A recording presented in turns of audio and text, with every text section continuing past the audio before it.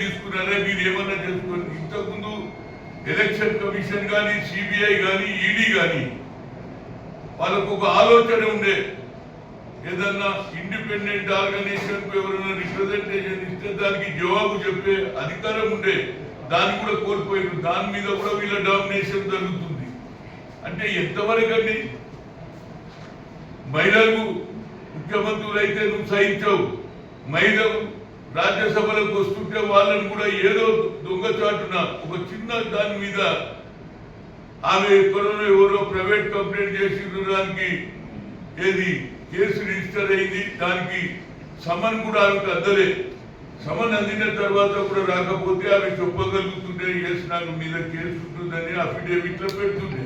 ఆమె తెలియదు. దానికి ఒక ఆసరా తీసుకొని ఒక రాజ్యసభ వీరు మహిళలకు అలాట్ చేసినటువంటి కాంగ్రెస్ పార్టీని ఒక మహిళకు అవమానం చేస్తారు.